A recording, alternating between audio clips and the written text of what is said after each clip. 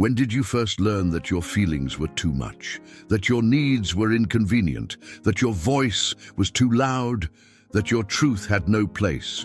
You weren't born ignoring yourself. You were trained to disappear. And that's why you feel empty. Because somewhere along the way they taught you to leave the most sacred place, yourself, not with words, but with looks of disapproval, with silence when you cried, with love that came with conditions, with praise only when you were quiet, polite, and pleasing. The world didn't ask who you were. It asked who you could become to make others more comfortable. And so you learned to shapeshift, to silence, to shrink, to be who they needed, even if it cost you everything. But here's the thing, that emptiness inside you, so it's not a flaw, it's not a weakness, it's not proof that something's wrong with you. It's the sound of your soul knocking, trying to remind you of what you were before the world told you to forget. It's your forgotten vibrational memory, the echo of your essence, buried but not broken. And maybe you've tried to fill that emptiness with productivity, with relationships, with spirituality, with numbing, with fixing, with striving. But nothing sticks, because the one thing you've been missing is you. So let me ask you, when was the last time you truly listened to yourself, without guilt, without filters, without rushing to fix? The truth is, the longer you abandon yourself, the louder the emptiness becomes. It starts as a whisper, but over time, it turns into silence so loud it aches in your bones. That's not your fault. It's a system you were born into, a culture that taught you to betray your body, to distrust your emotions, to fear your own truth. But what if that's not the end of the story? In this video, we're going to peel back the layers of that programming. We'll explore how this disconnection started, why your body still holds onto it, and, most importantly, how to come home to yourself gently, slowly, and deeply. We'll talk about emotional wounds, nervous system trauma, spiritual bypassing, childhood conditioning, and how even your search for love can be a reflection of self-abandonment. This isn't about blame. It's about remembering, because somewhere inside you, you already know the way back. In the next section, we'll go deeper into how this invisible programming began, and why it still runs your life even when you think you've grown past it. Let's begin where it all started. Not with your mistakes, but with the beliefs they planted before you even knew who you were. Shall we go there? The invisible programming that made you leave yourself. You didn't choose to abandon yourself. You were programmed to. Before you even understood the meaning of your own thoughts, something outside of you was already deciding what was too much, what was wrong, what needed to be hidden.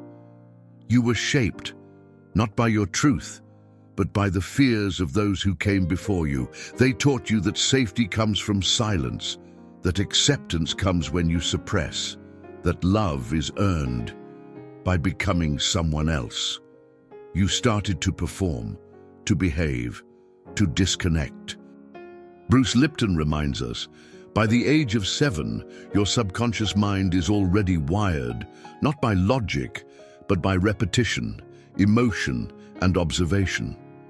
So if your early years were filled with messages like, stop crying, be good, don't make a scene, your nervous system took that in as survival code. Let's be clear, this isn't about blame, it's about awareness, because when you understand the source of your silence, you can begin to hear your voice again. Let me give you an example. A child who grows up being praised for being quiet, who learns that emotional expression leads to punishment or shame, doesn't just grow up quiet. They grow up disconnected. They begin to believe that their feelings are dangerous, that their presence is burdensome, that love is something you earn by erasing parts of yourself. And that belief, it doesn't vanish with age. It gets dressed in adulthood, in people-pleasing, overthinking, burnout, emotional numbness, anxiety hidden behind smiles. You've seen it before, you just didn't know how to read it. That's why, even when your life seems fine, something feels missing. Because fine doesn't fill the parts of you that were told to disappear. But what if the most powerful truth was hiding where you never thought to look? Let's go deeper, because this programming didn't just change how you think, it rewired how your body feels. And in the next section, we're going to explore how your nervous system still carries the imprint of that abandonment. Even if your mind has forgotten it, your body remembers. And it's been waiting for you to listen. The trauma loop. Why your nervous system still doesn't trust you. What if the reason you can't fully relax, fully feel, or fully connect isn't because something's wrong with you, but because your body still believes it's not safe? Long after your mind has tried to move on, your nervous system is still stuck in yesterday's alarm. And here's the truth. When you were taught to abandon yourself, to hide your needs, to suppress your emotions, to pretend everything was fine, your body didn't just forget that. It memorized it. It made it a habit. It turned survival into a lifestyle. Joe Dispenza calls this the chemical addiction of pain, the way your body becomes conditioned to the familiar frequencies of rejection, fear, and abandonment. Let me explain. If every time you cried as a child, you were met with silence, tension, or withdrawal, your body began to associate vulnerability with danger, not intellectually, emotionally, biologically. So now, as an adult, whenever a moment of true intimacy or presence arises, your body flinches. It pulls away before you even realize why. That's not sabotage. That's memory. That's a nervous system still caught in an old loop. A loop that says, don't feel too much, don't need too much, don't be too much. You're not broken, you're conditioned. And until that conditioning is gently interrupted, your body will continue choosing numbness over connection, silence over expression, control over surrender. But here's the shift. Healing doesn't mean forcing yourself to feel everything all at once. It means creating moments where your body can begin to feel safe in your own presence. Pause for a moment. Feel your breath. Not just notice it, but feel it. Not with pressure, not with expectation, just with honesty. Because the nervous system doesn't heal through information. It heals through experience. And if you've spent years abandoning yourself, you can't think your way back. You have to feel your way back. We're going even deeper, because sometimes the very path we think is healing is just another form of escape. Let's talk about the kind of spirituality that sounds beautiful, but silently reinforces your disconnection. Be careful with spirituality that reinforces abandonment. Not everything that looks like light heals.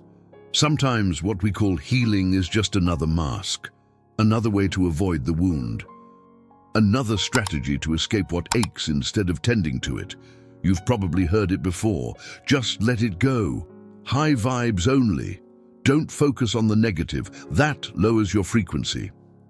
But here's the thing. When those phrases are used to bypass pain instead of transmute it, they don't free you, they silence you. And suddenly, spirituality becomes another performance. Another way to exile the parts of you that are still grieving, still questioning, still hurting. Let me give you an example. Imagine someone going through deep grief, loss, heartbreak, confusion, and being told to just trust the universe. That's not comfort. That's disconnection, dressed as wisdom. Because trust without presence is spiritual dissociation. And presence begins where truth is allowed to breathe. Real healing isn't about covering your pain with pretty words. It's about sitting with it, holding it, until it no longer needs to scream to be heard. You weren't meant to escape your feelings. You were meant to understand them. Your anger isn't wrong. Your sadness isn't weak. Your fear isn't unspiritual. They're messengers. And like any message, if you don't read it, it repeats, louder, sharper, deeper. You don't raise your frequency by ignoring what's real. You raise it by honoring what's present. You've seen it before, the polished Instagram posts, the perfect affirmations, the endless talk of light without ever mentioning the shadow. But what if your darkness was sacred too?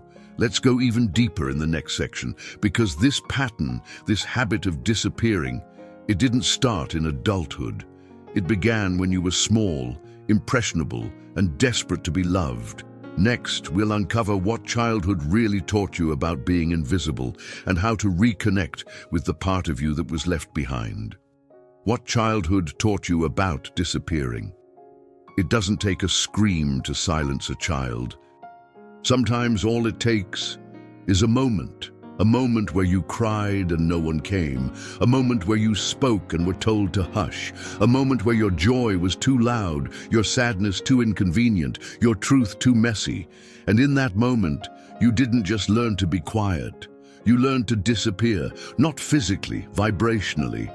You shrank your presence. You split off from your emotions. You made yourself smaller, more acceptable, more loved.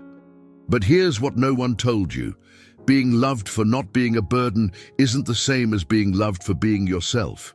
You became lovable by being easy, by not needing too much, by being the good one, the quiet one, the helpful one, the strong one. And slowly, your sense of self became tied to your absence. Let me give you a real-life example. A child who receives praise only when they're silent in the face of chaos learns that invisibility equals safety. They carry that logic into adulthood, showing up in relationships as caretakers, overachievers, peacemakers. But inside, they're starving, not for attention, but for permission. Permission to be. And here's the paradox. You may have become everyone's safe place, while never feeling safe enough to be fully yourself, but your inner child. They never disappeared. They've just been waiting for you to see them, to hear them, to stop asking them to grow up before they were ever truly held. Pause now, take a slow breath. Imagine that version of you and the small one, the one who learned to disappear. See them, really see them. Not to fix, not to rush, just to acknowledge. Because healing doesn't begin with answers, it begins with presence. And now we'll go further. Not just into recognition, but into reconnection. We'll explore a simple 3-step technique to help you find your way back to your lost vibration, even in the middle of chaos. The 3-step technique to reconnect with your lost vibration. You can't think your way back to yourself. You have to feel your way there. And that path, the one that leads you home, doesn't begin with something outside of you. It begins with 3 simple words. Pause, presence, permission, not a quick fix, not a spiritual trick, but a return. A gentle reclaiming of the parts you were told to hide. Let me break it down. Pause is the doorway. It's the moment you interrupt the autopilot, the performance, the old survival script. It doesn't have to be dramatic. It can be as small as a deep breath before reacting, a moment of stillness before replying, a silent check-in when your thoughts start spiraling. Just this. Wait, what am I feeling right now? That question alone creates space. And space is where your truth begins to whisper. Presence is the second step. It's not the absence of thought. It's the act of staying with yourself without abandoning what arises. When tension shows up in your chest, or heat floods your face, or your stomach tightens without reason, presence means you stay. You don't try to fix. You don't try to flee. You stay. You breathe. You let the emotion be what it is, without judgment or urgency. Because presence isn't about control. It's about companionship. You become the one who finally says, I won't leave you this time. A permission is the final key. And it's the one we were most denied. Permission to cry, permission to be messy, permission to not know, permission to want what you want, not what others expect. You can say it out loud if it helps. I give myself permission to feel this, to want this, to need this, and to not apologize for it. Let me guide you through a quick moment. Close your eyes if it feels right. Breathe slowly through your nose. Bring to mind a part of you that feels lost, silenced, disconnected. Picture them, not as a concept, but as a person. Maybe younger, maybe shadowy, maybe simply tired. Now imagine you placing your hand gently on their shoulder. No words, just presence, just breath, just space. Pause, stay, and whisper, "You're allowed to be here." That's where the reconnection begins, not in fixing what's broken, but in welcoming what's been forgotten. Thank you for staying with me up to this point in the video. It matters. Your presence here isn't just for you. It helps others who are walking through the same silence. If you've ever felt this disconnection, this slow fading of self, take a moment to share it in the comments. Your story might be exactly what someone else needs to hear. And if you feel that inner pull to remember more, to return to what you once knew, subscribe to this channel. This isn't just content. It's a space for souls in search of themselves. Welcome to Echoes of the Path. Now let's go even deeper into the places where this pattern shows up most painfully. Relationships. Because what if your search for love is rooted in the very abandonment you're trying to heal? The invisible mistake of seeking love without choosing yourself first. We're taught that love will complete us, that once someone sees us, chooses us, stays with us, the ache will go away. But what if the reason love keeps hurting is because we enter it already missing? When you abandon yourself, love becomes a search for replacement. You seek in others what you've denied in yourself: validation, presence, worthiness. And when they don't offer it the way you need, it feels like rejection all over again. Not because they failed you, but because your own absence echoes through every bond you form. Let me give you a clearer picture. Imagine showing up to a relationship carrying a suitcase full of your unmet needs, unspoken fears, and forgotten parts. You hand it to someone else and silently hope, "Please hold this for me. Please heal this for me. Please love the parts I can't face." But here's the truth. No one can carry what you've refused to claim. Love doesn't heal self-abandonment. Presence does, and presence can't be outsourced. You've seen this cycle. The initial high, the deep connection, then the slow unraveling. The over-giving, the shrinking, the fear of being too much, the fear of not being enough, and underneath it all, the hope that if you just love hard enough, they'll fill the emptiness. But emptiness doesn't need more love from others. It needs more of you. And maybe that's why relationships have felt exhausting, because they've been built on absence, not presence. The truth is, until you choose yourself, not in theory but in practice, love will always feel unstable. Not because love is unstable, but because it reflects back the exact frequency you're carrying. Let me offer something practical. The next time you feel triggered in a relationship, anxious, unseen, unworthy, don't rush to fix it or explain it away. Pause and ask, what part of me have I abandoned in this moment? Often, the pain isn't coming from what the other person did. It's coming from the space you've left unguarded within yourself. Choosing yourself first doesn't mean closing off. It means showing up whole, so that love becomes a sharing, not a rescue. We'll go even deeper now, because beneath all of this, the patterns, the trauma, the seeking, there's a deeper truth. You feel empty because you've drifted from your core, from the raw, unfiltered essence of who you are. And that's exactly where we're going next. You feel empty because you're far from your truth. Emptiness isn't the absence of things. It's the absence of you. Not the version of you that smiles on command, gets things done, or holds it all together, but the real you, the one underneath the survival scripts, the one before the pretending, before the pleasing. And here's the hard part. You've been gone for so long you might not even realize you left. You don't feel empty because something's missing out there.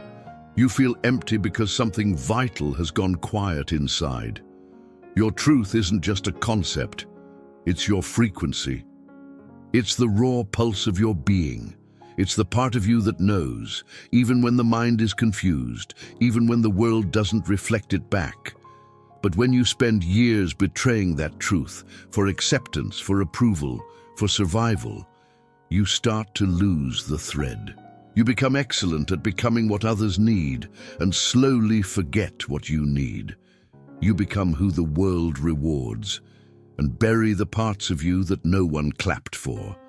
And that's when the emptiness creeps in, not as sadness, not as depression, but as a quiet, numbing distance between you and your own soul. Let me offer a reflection. Have you ever had a moment, alone, late at night, maybe staring at the ceiling, where you asked, "Is this really me?" That whisper, that question? It's your truth trying to find a crack in the noise, trying to remind you that you're still in there, waiting. Your soul doesn't want perfection. It wants presence. It wants you to remember, because your truth isn't just your story. It's your energy. And when that energy is reclaimed, something shifts, not just inside, but all around you. You don't need to become someone new. You need to return to someone old, someone ancient, someone you've always been, before you were ever told to forget. Pause now, just for a moment. Let that land. Let yourself feel what stirs when you hear this. You're not too far gone. You're not broken. You're just distant from your center. And the beautiful thing is, your truth doesn't punish distance. It just waits, patiently, faithfully, for your return. In the final part of this journey, we'll bring everything together, not with answers, but with remembrance. Because what you've been seeking all along isn't something new. It's the you that never stopped calling from within. This isn't just a video. It's your return. You weren't born ignoring yourself. You were taught to, trained to abandon your body, conditioned to distrust your emotions, guided to walk away from your own soul in exchange for safety, acceptance, survival. But deep inside, beneath the silence, beneath the masks, beneath the emptiness, something ancient has never stopped echoing. Your essence, your truth, your original frequency, it never left. It was just waiting for you to pause, to feel, to come back home, not in a rush, not with pressure, but with presence, with patience, with love that doesn't need to be earned. This moment right here, it's not the end, it's the beginning you've always carried inside you. You are not the stories they gave you. You are not the roles you had to play. You are the space that holds them, the awareness that outlives them, the field of energy that remembers what your mind has forgotten. You are the only one who can choose yourself.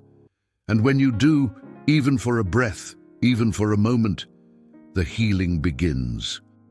So if this message touched something deep inside you, if a part of you felt seen, remembered, or held, write it in the comments.